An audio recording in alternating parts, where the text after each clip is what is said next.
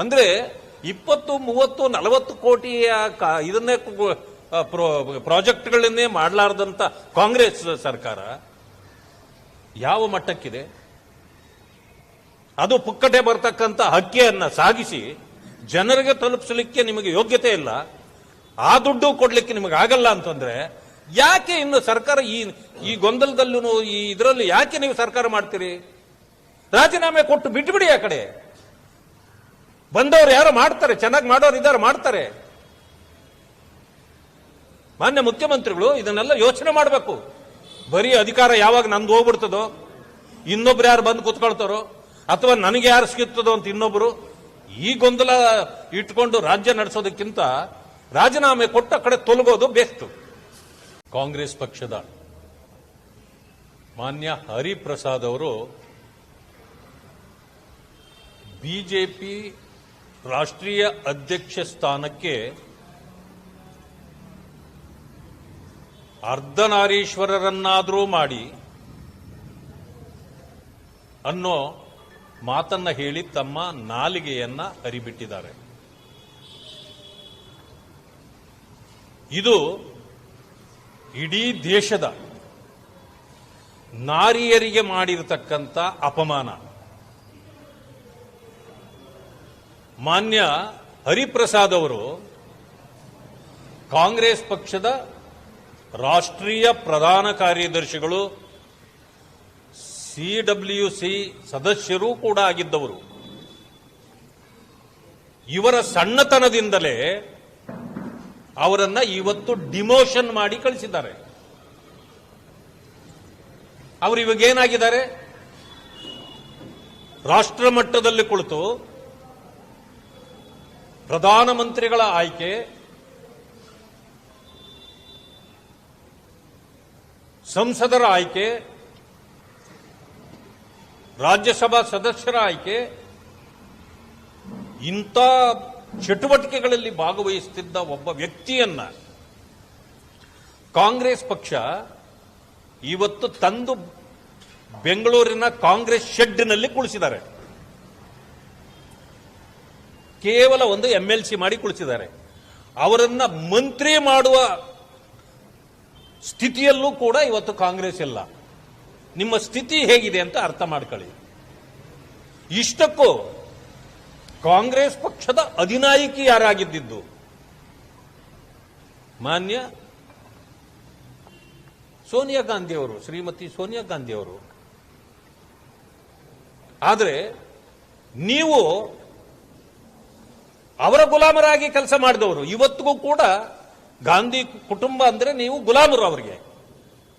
ಈ ಗುಲಾಮಗಿರಿಯಲ್ಲಿ ಕೆಲಸ ಮಾಡ್ತಕ್ಕಂಥವ್ರು ನೀವಿವತ್ತು ಸೋನಿಯಾ ಗಾಂಧಿಯವರಿಗೂ ಅಪಮಾನ ಮಾಡಿದ್ದೀರಿ. ನಾವು ಹೆಣ್ಣು ಮಕ್ಕಳನ್ನ ಗೌರವಿಸಬೇಕು. ಆದರೆ ನಿಮ್ಮ ಮನಸ್ಥಿತಿ ನೋಡಿ, ರಾಷ್ಟ್ರದಲ್ಲೇ ಹೆಣ್ಣು ಮಕ್ಕಳನ್ನ, ನಾರಿಯರನ್ನ ಅಪಮಾನ ಮಾಡುವ ರೀತಿಯಲ್ಲಿ ನೀವು ಮಾತಾಡಿದ್ದೀರಿ.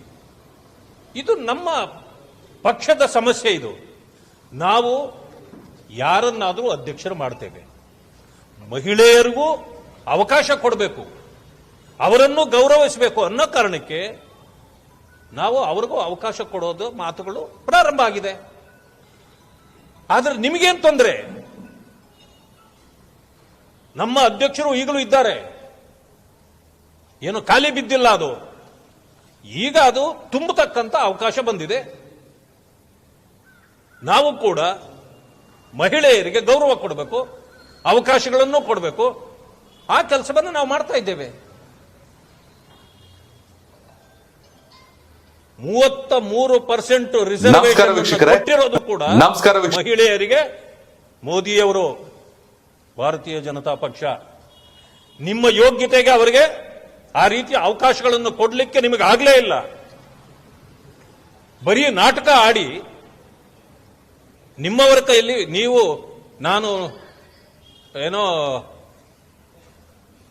ನಾನು ಇಲ್ಲಿ ಗೆಂಡುತ್ತೇನೆ, ನೀನು ಹತ್ತಂಗ್ ಮಾಡು ಅಂತ ಹೇಳ್ತಾರಲ್ಲ, ಆ ರೀತಿ ಮಾಡಿ ಆ ಬಿಲ್ಲೆಲ್ಲ ಎಷ್ಟೋ ಸಾರಿ ಬೀಳಿಸಿದ್ರಿ. ಆದರೆ ನಾವು ಬಂದ ಮೇಲೆ ಮಹಿಳೆಯರಿಗೆ ಈ ದೇಶದಲ್ಲಿ ಗೌರವ ಕೊಡ್ತಕ್ಕಂಥ ಕೆಲಸ, ಅವರ ಹಕ್ಕುಗಳನ್ನು ಎತ್ತಿ ಹಿಡಿತಕ್ಕಂಥ ಕೆಲಸ, ಅವರಿಗೆ ಮೀಸಲಾತಿ ಕೊಡ್ತಕ್ಕಂಥ ಕೆಲಸವನ್ನು ಮಾಡಿದ್ರಿ. ಅಷ್ಟು ಮಾತ್ರ ಅಲ್ಲ, ಮುಸಲ್ಮಾನ್ ಮಹಿಳೆಯರಿಗೂ ಕೂಡ ತಲಾಕ್ ಅನ್ನೋದನ್ನ, ತ್ರಿಬಲ್ ತಲಾಕ್ ಅನ್ನು ತೆಗೆದು ಅವರಿಗೂ ರಕ್ಷಣೆ ಕೊಡೋ ಕೆಲಸ ನಾವು ಮಾಡಿದ್ದೇವೆ. ಆ ಹೆಮ್ಮೆ ನಮಗಿದೆ. ಆದರೆ ನೀವು ಈ ರೀತಿ ಒಂದು ಕೆಟ್ಟ ಪರಂಪರೆ ನಿಮ್ಮದು. ಇವತ್ತು ಹೆಣ್ಣು ಮಕ್ಕಳನ್ನ ಅಪಮಾನ ಮಾಡತಕ್ಕಂಥ ಕೆಲಸವನ್ನ ನೀವು ಮಾಡಿದ್ದೀರಿ. ಅರ್ಧನಾರಿಯರನ್ನು ನೀವು ಅಪಮಾನ ಮಾಡಿದ್ದೀರಿ. ತೃತೀಯ ಲಿಂಗಗಳು ಈ ದೇಶದಲ್ಲಿ ಬೇಕಾದಷ್ಟಿದ್ದಾರೆ. ಏನು ಅವರು ಮಾನವೀಯರೇ ಅಲ್ವಾ? ಮನುಷ್ಯರಲ್ವಾ? ಅವರನ್ನ ನೀವು ಅಪಮಾನ ಮಾಡಿದ್ದೀರಿ. ಮೊದಲು ನೀವು ನಾಯಕತ್ವಕ್ಕೆ ಬೆಲೆ ಬರಬೇಕಂತಂದ್ರೆ ದೇಶದ ಕ್ಷಮೆ ಕೇಳ್ರಿ. ಇಲ್ಲ ಅಂತಂದ್ರೆ ಈ ದೇಶದ ಜನ ಈಗಾಗಲೇ ನಿಮ್ಮನ್ನ ಮುಳುಗಿಸೋ ಕೆಲಸ ಆಗಿದೆ. ಕಾಂಗ್ರೆಸ್ ಹೆಚ್ಚು ಕಡಿಮೆ ಮುಳುಗುವ ಅಡುಗು. ಇನ್ನೊಂದು 2-3 ವರ್ಷದಲ್ಲಿ ನೀವೇ ನಾಪತ್ತೆ, ಕಾಂಗ್ರೆಸ್ಸೇ ನಾಪತ್ತೆ ಆಗತ್ತೆ. ಇಂಥ ಪರಿಸ್ಥಿತಿಯಲ್ಲಿ ನೀವು ಇವತ್ತು ಈ ರೀತಿಯ ಒಂದು ಕೆಟ್ಟ ಪರಂಪರೆಗೆ ನಾಂದಿ ಆಡ್ತಾ ಇದ್ದೀರಿ. ನಿಮಗೆ ನಾಚಿಕೆ ಆಗಬೇಕು. ನಿಮಗೆ ಎಲ್ಲರಿಗೂ ಪಾಠ ಬುದ್ಧಿ ಹೇಳ್ತಕ್ಕಂಥ ಸ್ಥಳ ಜಾಗದಲ್ಲಿದ್ದು ಈ ರೀತಿ ಮಾತಾಡಿರ್ತಕ್ಕಂಥದ್ದು ನಿಮ್ಮ ಯೋಗ್ಯತೆಗೆ ತರವಲ್ಲ. ನಾನು ನಿಮ್ಮ ಮೇಲೆ ಬಹಳ ಗೌರವ ಇಟ್ಟಿದ್ದೆ. ಯಾಕೆಂದ್ರೆ ನಿಮ್ಮ ಜೊತೆಯಲ್ಲಿ ಕೆಲಸ ಮಾಡಿದ್ದೀವಿ ನಾವು. ನೀವು AICC ಕಚೇರಿಯಲ್ಲಿ ಕುಳಿತಿದ್ದಾಗ ಬಹಳ ಗೌರವದಿಂದ ಬಂದು ನಿಮ್ಮನ್ನು ಭೇಟಿ ಮಾಡ್ತಿದ್ವಿ ನಾವು. ಇಂಥ ಮಾತುಗಳೆಲ್ಲ ಕೇಳಿದ್ರೆ ನಿಮಗೆ ಗೌರವ, ನಿಮ್ಮ ಜೊತೆಯಲ್ಲಿ ನಾವು ಈ ರೀತಿ ಇಂಥವರ ಜೊತೆಯಲ್ಲಿ ನಾವು ಇದ್ವಾ ಅಂತ ಅನ್ನೋ ಭಾವನೆ ಬರ್ತದೆ ನಮಗೆ. ಆದ್ರಿಂದ ದೇಶದ ಕ್ಷಮೆ ಕೇಳಬೇಕು. ಅರ್ಧನಾರಿಯರು, ನಾರಿಯರು ಎಲ್ಲರ ಕ್ಷಮೆ ಕೇಳಬೇಕು. ಇಲ್ಲ ಅಂತಂದ್ರೆ ಅವರ ಶಾಪ ನಿಮಗೆ ಗೊತ್ತಿದೆ. ಅರ್ಧನಾರಿಯರು ದೇವರ ರೂಪ. ಅವರು ಎಲ್ಲೇ ಹೋದ್ರೆ ನಾವೇನಾದ್ರೂ ₹1 ಅವ್ರಿಗೆ ಕೊಟ್ಟರೂ ಕೂಡ ಮತ್ತೆ ಅವರು ನಮಗೆ ಆಶೀರ್ವಾದ ಮಾಡಿ ಹೋಗ್ತಾರೆ. ಯಾಕಂದ್ರೆ ನಾವು ಆ ರೀತಿ ಸ್ವೀಕಾರ ಮಾಡ್ತೀವಿ. ನಮ್ಮ ಸಮಾಜ ಅಂತದ್ದು, ಈ ಹಿಂದೂ ಸಮಾಜ ಅಂತದ್ದು. ಅಂತವರನ್ನ ನೀವು ಇಷ್ಟೊಂದು ತುಚ್ಛವಾಗಿ ಮಾತಾಡಿದ್ದೀರಿ ಅಂತಂದ್ರೆ ನಿಮಗೆ ನಾಚಿಕೆ ಆಗಬೇಕು. ಮೊದಲು ಅವ್ರ ಕ್ಷಮೆ ಕೇಳಿ. ಇಲ್ಲ ಅಂತಂದ್ರೆ ಅವ್ರ ಶಾಪ ನಿಮ್ಮ ಕಾಂಗ್ರೆಸ್ ಅನ್ನ ನುಂಗ್ತದೆ ಅಂತಕ್ಕಂಥ ಮಾತನ್ನು ಹೇಳಲಿಕ್ಕೆ ಬಯಸ್ತೇನೆ.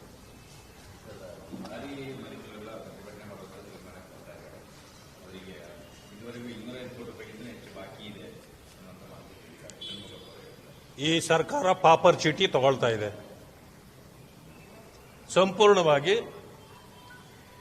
ನಾನು ಮೊದಲೇ ಹೇಳಿದ್ದೇನೆ, ಈ ಯಾವಾಗಲೂ ಕೂಡ